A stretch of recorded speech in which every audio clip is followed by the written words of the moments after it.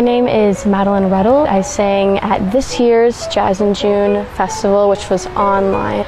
It's really awesome to do that, and I'm so excited that I got the chance to do that. If you haven't seen the video, go ahead and go to Jazz in June's Facebook page or Basement Creators Network's YouTube channel and subscribe to them as well, and you can find the video there. A little bit about myself. I am an incoming senior with a music education major and history minor at the University of Nebraska-Lincoln.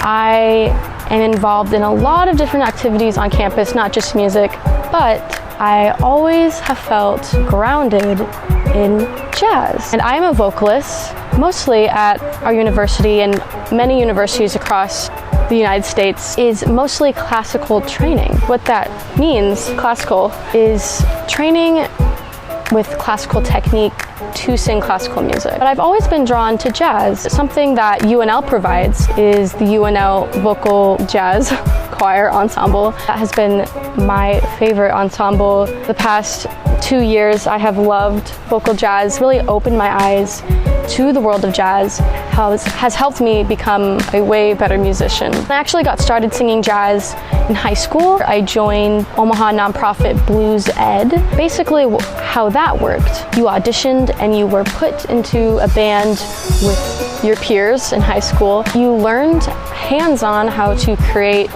a blues song. You know, what did the blues even sound like? What were the origins? Where did it come from? Who made it famous? And that was a really great experience to have alongside as my public education experience to grow as a musician. That is what introduced me to jazz. Today we're going to talk about a lot of the origins of jazz, its developments in history, with its modern implications in the real world, and also in the real world of music education. But not only that, we are going to actually learn how to start singing jazz today. I hope you like this video, and I hope you find it helpful in some way. So let's get started.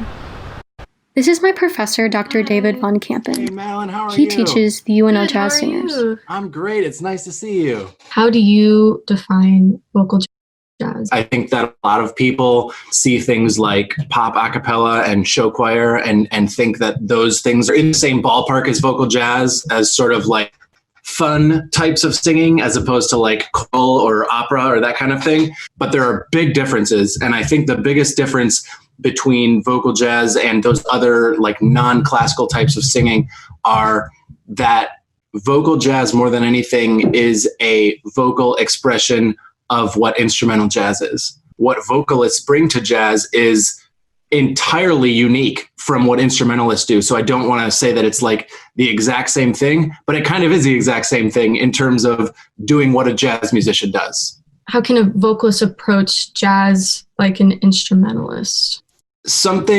One of those things that makes singing jazz unique from playing it on an instrument is that a singer obviously has lyrics as their tool. That's a whole additional facet of things to think about, is how to like sell a lyric and deliver a lyric. The commonalities with instrumentalists are also really prevalent. And I think that means singers doing the same homework that instrumentalists do. If an instrumentalist sits in the practice room and learns all their scales and learns the jazz theory and can like comp through the chord changes of the piano, singers should be able to do that too. A really good approach for someone who wants to sing jazz is to approach it exactly the way a trumpeter or a trombone player or a guitarist would. Practice all those same things, but with the voice as their instrument. Rehearsing with a group like Jazz Singers, even though a group like that is modeled after what a big band is, right? So you've got like horns and rhythm section.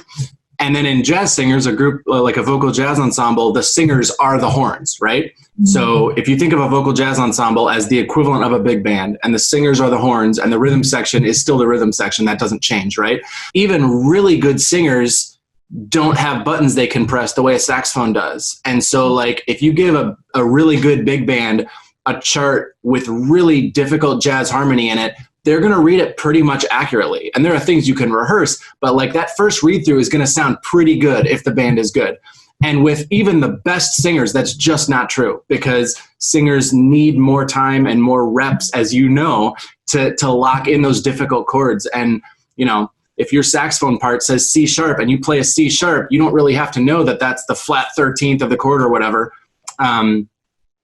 because you're going to play the right note and everyone else is basically going to play the right note, and it's pretty much there right away. But with singers, we need time to let that harmony kind of sink in more deeply, so you guys know when you land on a note, first of all, what it feels like to get to that note correctly, and then understanding the context of the harmony around you and figuring out how that fits in. So long story short, singers just need a lot more time before it sounds really good. And so we don't rehearse with the rhythm section every day, because they'd just be sitting there while the singers went chord, chord, chord, as you well know. So yeah, in a perfect world, I would like to rehearse more with rhythm section with the singers. But I think directing a group like that is all about like figuring out which fires are the biggest and putting them out in order of importance. And the first biggest fire to put out is everyone singing the right notes in tune. For very, very beginners, what would you say as a good approach to begin? For any aspiring jazz musician, the very best thing you can do is listen and imitate. I would say the first step would be find a jazz recording that you really like and learn to sing along with it.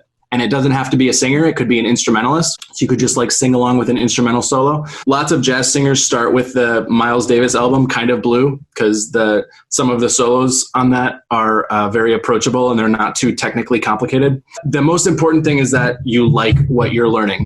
If you're trying to learn jazz and at any point you feel like, oh, here's this recording, I should really transcribe this so I can get good, even though I don't like it that much. That's wrong. You gotta find something that you really like, and then just listen to it so much that you can't not sing along. And that's how you like take in vocabulary.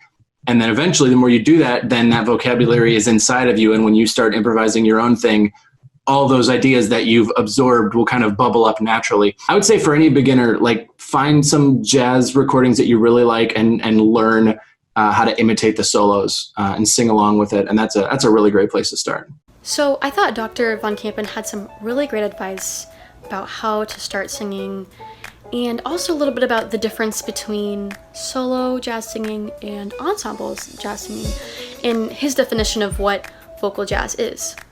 But I also thought it's really important to learn the history of jazz itself, which is why I contacted my other professor, Dr. Busher, to kind of help with this question. My first question is, what is a definition of jazz, and what makes up jazz? What are its characteristics? In my class, this is the first thing we kind of talk about too. So it's, and we never really answer it. Jazz is what people say jazz is at various different times.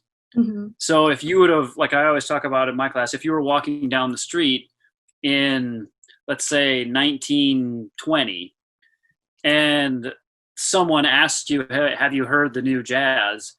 Well, you might respond, I like Scotch Joplin. And of course, we would call that ragtime, but at that time, it's jazz. For some people, it's just big band. For some people, it's just Ella Fitzgerald. So, I mean, I think, so we always struggle with this thing, because one of the things that tends to come up with jazz is, well, it has improvisation. Yeah, and that's one of the important things. If you're going to go to a club today and see somebody perform jazz, you're going to expect that they improvise, right? Except when they play things that are all written down. So, I mean, it's a combination of improvisation with kind of a certain set of instruments that tend to be trumpet, trombone, saxophone, rhythm section, with a harmonic idiom that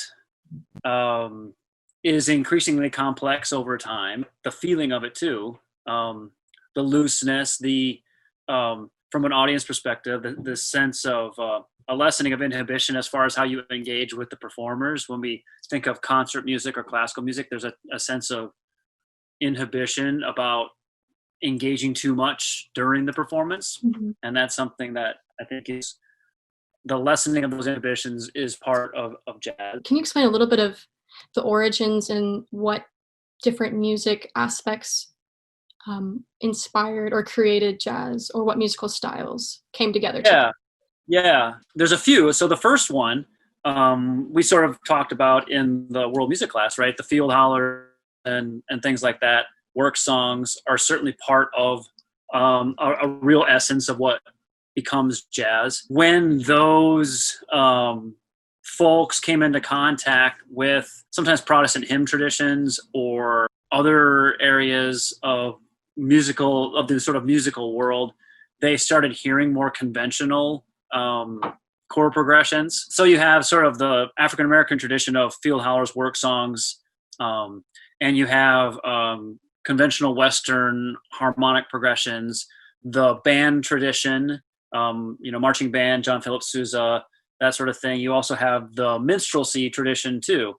So Stephen Foster, blackface minstrelsy is certainly something that, so that's all of that stuff is in the mix when we talk about what becomes jazz. Blues is certainly a part of that too. String bands on so plantation string bands. So both on, like in African American communities, but also in white communities too. We think of like the Appalachian region, string bands where you had sometimes violins, fiddles, bass.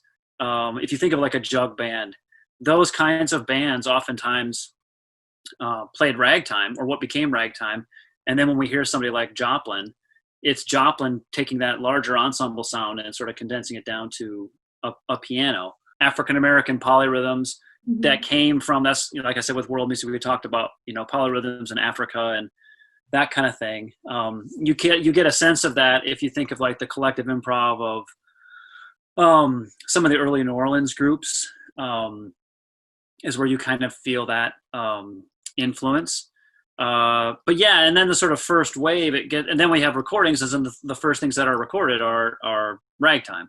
The other thing I should throw in there too, that certainly affects the development of big band a little bit later, is the African American musical theater tradition in New York, so-called Black Manhattan, where you had kind of the next generation after. So if we think of like Reconstruction, and then we think of as now freed slaves move across the country and take up residence, New York was one of the places that took up residence.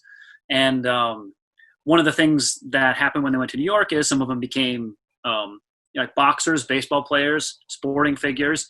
And then their kids, because of that sort of built up affluence, the kids of that first wave after Reconstruction started this kind of intellectual community known as Black Bohemia or Black Manhattan. And part of that community was a musical theater tradition. Some of the first African-American unions for music, right? I mean, there was already a union for musicians, but they didn't allow Black musicians. And so people like Will Marion Cook and James Reese Europe and others started this sort of union at the Clef Club in Manhattan, and that really has a big impact on people like Duke Ellington. It's some of the first recorded actual jazz that we hear. That whole band tradition, along with ragtime, we get some of the early sorts of jazz recordings. Why do you think it's important to teach the history of jazz to the musician as well as to the consumer? That's a great question. Well, I think it's important because it's in so many things that we hear today. Yeah. So knowing that, I think is really important. It is still a living art form that, that even though, the sort of share of if we think of like all the things that people listen to or consume, and like a pie, it's a very, very, very small sliver of that pie. But it has been sort of incorporated into so many other things that take up a vast amount of that pie, rap being one of them. So understanding where that came from, I think, is really important. I think in how we understand modern U.S. history, it too is inseparable from jazz. It's crucial in understanding our history, especially our modern history, I think. And how it played an important part, especially now, in the civil rights movement. Mm-hmm. and how bop players, if you think of the rise of bop in the mid-40s, that was a response to swing. It was a sort of at one time a rejection of swing, but also a further development of jazz. But it was also a product of an increased social consciousness that had started back in Black Bohemia and went through and influenced people like W.E.B. Du Bois and Langston Hughes and Duke Ellington in the Harlem Renaissance. And that then gave rise to things like, the Congress on Racial Equality. And so that sense of that not just jazz matters, but this contribution of African Americans matters was an important part of bop. And it was certainly an important part of how Miles Davis, centered himself in both musical discussions and racial discussions, how John Coltrane factored into the civil rights movement with his music. There are so many ways that jazz is like the thread that runs through a lot of, American culture, that I think both, and maybe especially for listeners, consumers, it's important to understand that. But especially as players, as you think about how do I develop my own sound, we need a good sense of what are the sounds from the past. So Dr. Bushard brings up a really great point, that jazz is the thread through American history, which is why it's so important to understand its history, to really appreciate jazz, and to respect the tradition of jazz. And with that, let's actually start learning how to approach singing a jazz melody. First, when you're picking a song, start simple. Start with a song that you really like and start looking through some jazz standards, songs that have kind of lasted the test of time and songs that people have been singing over and over and over for almost a century now. Start with those songs. That could be Look for the Silver Lining, All of Me, and Summertime. And Summertime is what we will be singing today. Next, you are going to want to listen to a bunch of different recordings of both male and female singers singing that one song. What I like to do is create a Spotify playlist or whatever streaming service you have, if you have one. If not, you can make kind of like a CD collection if you're into collecting CDs or vinyls. But what I like to do is put together all the recordings, not all of them, but a bunch of recordings. I'd say like 10 to 15, if there's that much, of singers singing the same exact song. What I like to do is listen to all of it and be aware and observe what each singer does, how each singer stylizes the melody, what's different about this singer's tone of voice versus this singer's tone of voice. Why does this singer change the words? Why doesn't this singer change the words? Why does the singer add words? Or why does this singer ad-lib? Who scats? Who doesn't scat? Stuff like that. And try to be observant of kind of all the possibilities that are out there after you've listened a bunch of different times to all these different artists, all these different songs. Now it's your turn to start singing and kind of making the text your own and delivering the text. So you can approach this a lot of different ways, but first, try to look at the lyrics first. So first, look at the lyrics and notice how the lyrics are delivered based on the notation. What words are stressed with what notations? What words aren't stressed? And you can go back and listen to how the singers are singing, and if there's commonalities between all of them, if all of them are really stressing this one word and all of them are kind of backing off this other word, that's kind of a good starting place in how you can start delivering the tune. So let's think about Summertime. The words start with summertime and the living is easy. Fish are jumping and the cotton is high. So think about the words. Think about what words are important. Summertime, living, easy, fish. jumpin', cotton high. So that's kind of the main words. Obviously, summertime is the first word and very important. So let's sing a summertime. Easy, summertime is easy. Fish or jumpin', and high. That's what I would stress. So if we sing it kind of without any stress, let me give you an example. Summertime and the living is easy. Fish are jumping and the cotton is high. With added stress on summertime, easy, cotton, high. Let's try that. Summertime and the living is easy. Fish are jumping and the cotton is high. I actually added more stress on jumping, but you see, if you play around, then you notice, oh, this word, what I didn't really think before should be important, actually sounds better when it is stressed. You can start playing around with how you will be delivering a tune and what sounds best with your phrasing.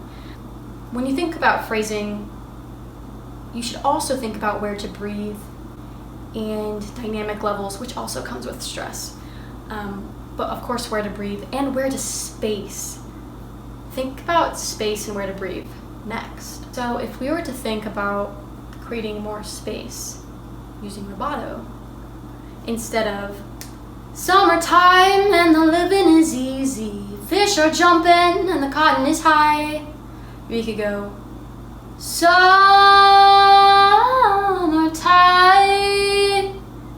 and the living is easy, fish are jumping and the cotton is high. So I really stretched that out really long, and that also tempo comes into play with that as well. Not just, I can do this with every phrase, but when you're eventually going to sing with the band, tempo also comes into play. So just keep that in mind. But it's a good exercise, without thinking about a band being behind you, just to kind of stretch like taffy, stretch at those phrases to get really interesting phrasing. And with that stress, with that phrasing comes stress. Like with that rubato, you think about, how can I make this word more interesting? Should one word be longer or one word be shorter? Thinking about phrasing, thinking about your breath with phrasing. So making sure you breathe at the beginning of a sentence and the end of a sentence. So instead of summertime and the living is easy, fish are jumping and the cotton is high. That's a little bit of an exaggeration, obviously, but you don't want to be breathing in between every word or in between words where it's just a little awkward. It's clipping your phrasing. You want it to be one big arc, one beautiful line. After we're thinking about phrasing and after we're thinking about all this stuff, let's think about creating variety with our note choices in our melody. Instead of going the original melody, summertime and the living is easy, fish are jumping and the cotton is high, we could add notes or take them away. So we could go summertime and the living is easy. So you could kind of play around like, ooh, what's a little bit too much, what doesn't work.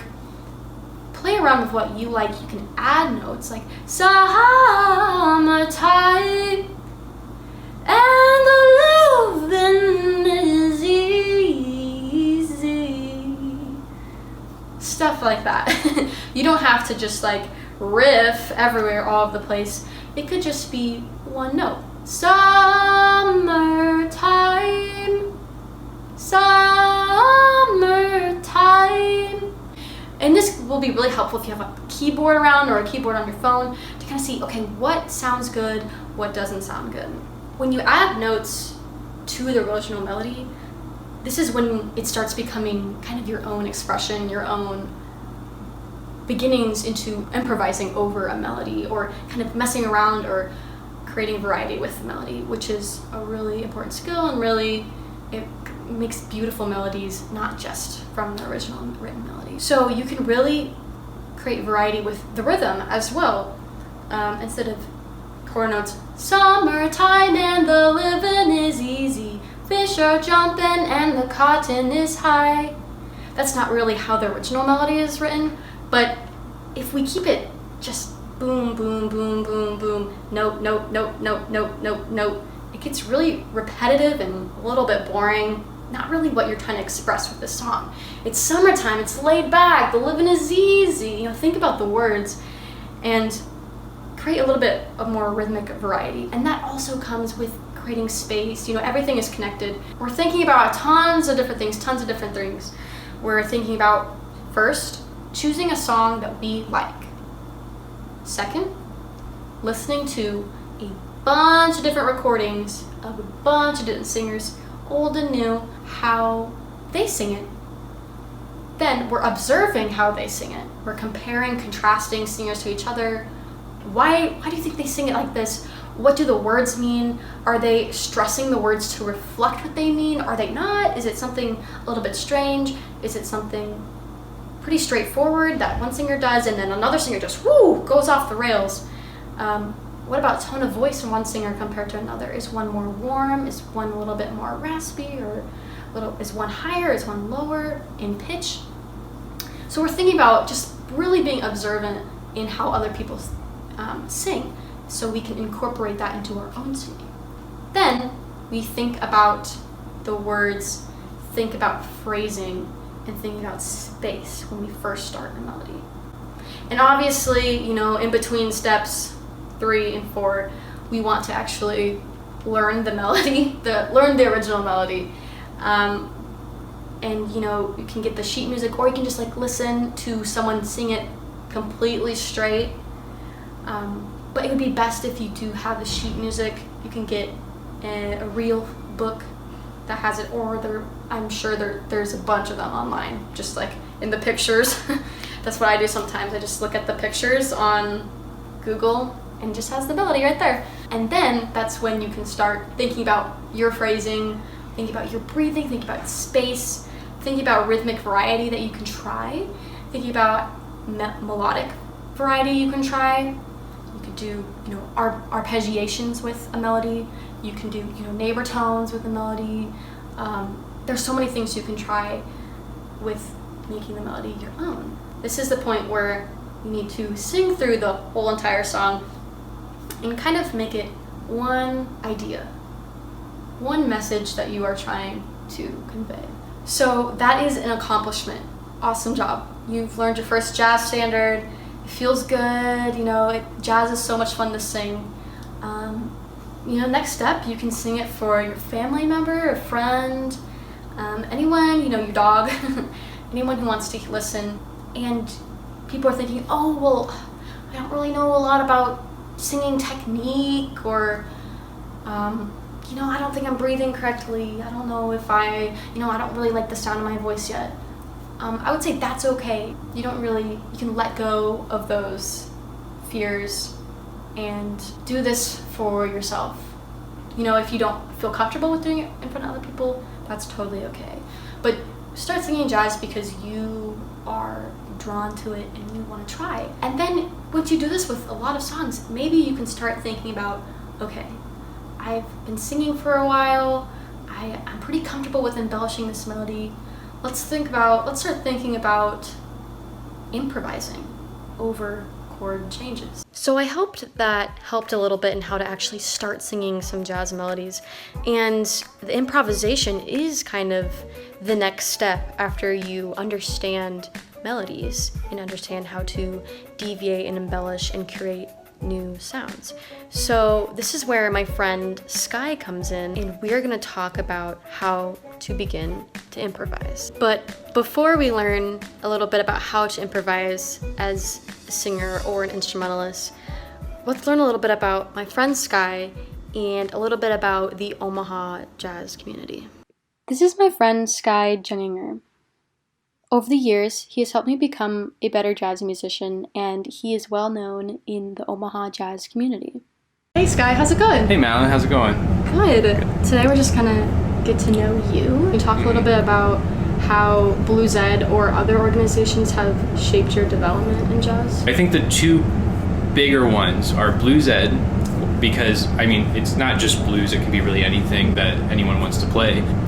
You know, you get to learn a bunch of tunes with people, you get to form a band together and create like a bond with people for life, really. Like I still have friends out of Blues Ed that they don't even play anymore and we still talk.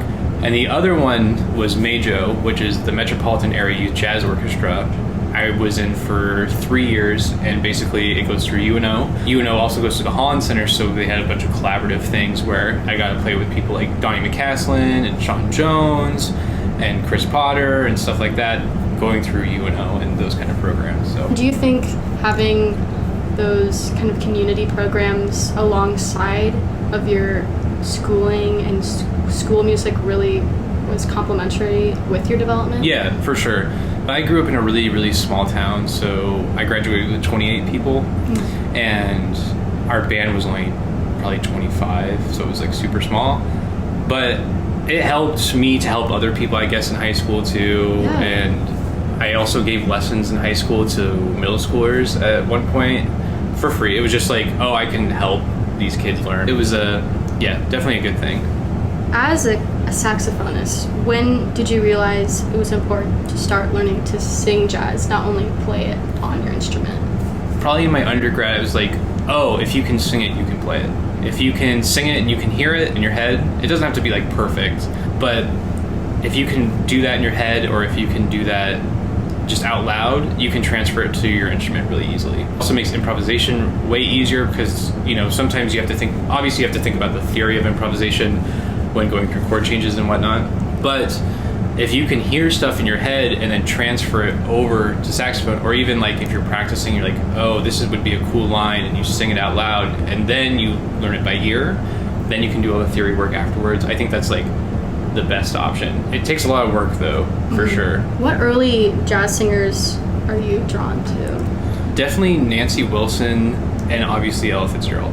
Those are two of my big ones. If I was to like listen to only two jazz singers from back then, it'd be those two, Nancy Wilson and Ella Fitzgerald. Ella Fitzgerald for sure, because she's like the queen of like doing it, like scatting and like putting emphasis on just the lyrics and also improvising with the lyrics instead of just like doing scatting the whole time. And when listening to kind of these early jazz singers and their phrasing and the way they emphasize the lyrics, has that changed the way you play your saxophone? Yes, I think it's really important in general to learn the lyrics of the tune as an instrumentalist, because we can just play notes like Stella by Starlight, but if you actually know what the lyrics are and where they sit, you can emphasize different notes based on those words. Right. And that goes the same for improvisation.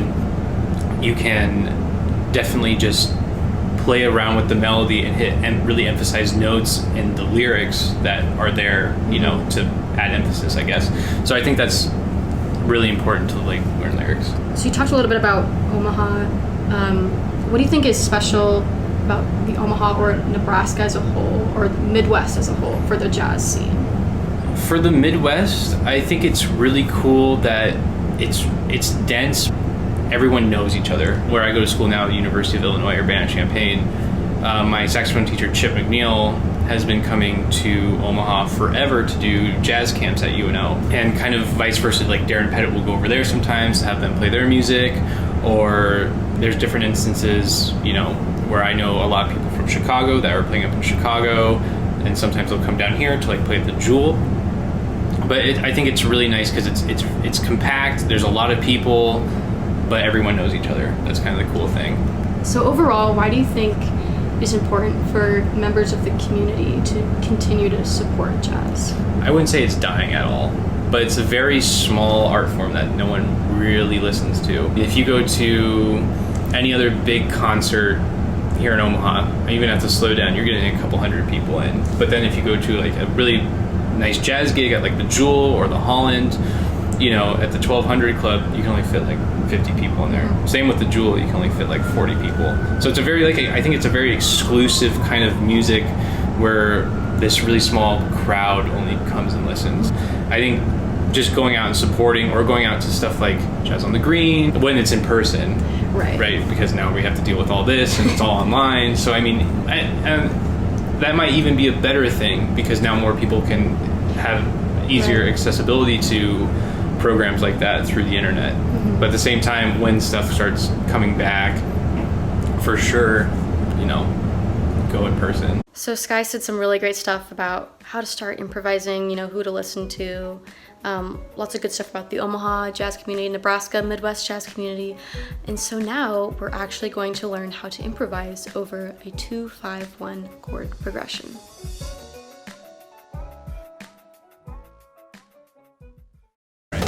So we're going to talk about 2-5-1s in jazz. And what are 2-5-1s? Well, 2-5-1s are a type of chord progression not only used in jazz, it's used in various other types of music as well. But in jazz, they're pretty much in every tune you come across, whether that be a blues, standards. A lot of contemporary stuff has some 2-5s in it now. It's kind of like the foundation and basis of jazz. So to get into it, not to get too in depth, but if we were to take a major 2-5-1, there's minor 2-5-1s, there's a couple other 2-5-1s, but if we were to take a major 2-5-1 and let's say B flat. So we have our B flat major scale, which is B flat, C, D, E flat, F, G, A, and then B flat again. The 2 would symbolize the second note of the scale, and same with the 5 and same with the 1. So the second note of B flat major scale is C, the 5th note is F, and the 1 is B flat. So then there's also chord changes that go with it, and how this works, it's relative of the starting note. Really, it goes with the modes of major, like Ionian, Dorian, Phrygian, Mixolydian, all those. So basically we're going to be sticking the key of B flat the whole time. So if we start on C, which is the 2, but play the key of B flat, we're actually going to have C Dorian, which is a lowered 3rd and a lowered 7th. It'll sound like, instead of this is B flat major, instead we'll have this sound. And then we go on to the 5 chord, and we do the same thing. So we start on F, but playing with B flat and E flat.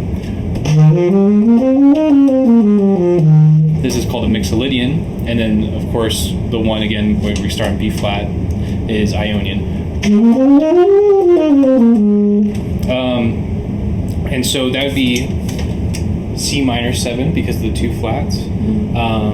F7, F dominant 7 because there's a flat 7, and then B flat major 7. And we can kind of look at that throughout all of them for the majors. I mean, if anyone knows what the circle of fifths is, we're just going the circle of fourths actually. So we have C to F to B flat, and then B flat, E flat. So F, B flat, E flat. And it kind of just goes around the cycle, and it's really easy to follow. But it's kind of the sound we all hear when we listen to jazz, and what we're really improvising over most of the time. Yeah, so as a vocalist, how can I start to pick notes to sing for each chord? You gotta start off with like the basics of what's the 1, 3, 5, and 7 of the chords.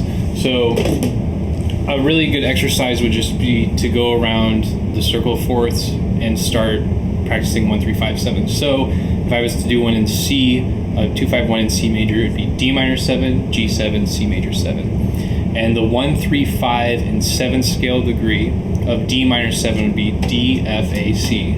The same thing with G7 would be G, B, D, F. And same thing with C major 7 would be C, E, G, B. And be just going something like this. And just doing that throughout all the keys. Doing that through all 12. Yeah, so as a vocalist, it would be really helpful to have a keyboard nearby to help with that. For sure, yeah. It also, I mean, start with the keyboard and everything, but then over time start getting away from the keyboard. That way you can just hear it in your head. Then start running the scales too. So we have D minor or D Dorian, and then G Mixolydian, and C Ionian. And you kind of just run all those scales together. So that is it for this jazz video. I hope you learned a lot about what vocal jazz is, how to start singing, how to start playing jazz, the history of jazz, and a little bit about the Omaha, Nebraska, and Midwest jazz scene. So thank you again for watching, and I hope you continue to watch all of Jazz and June's videos for this year and for years to come. So with that, keep supporting jazz, keep learning new things, and we will see you later.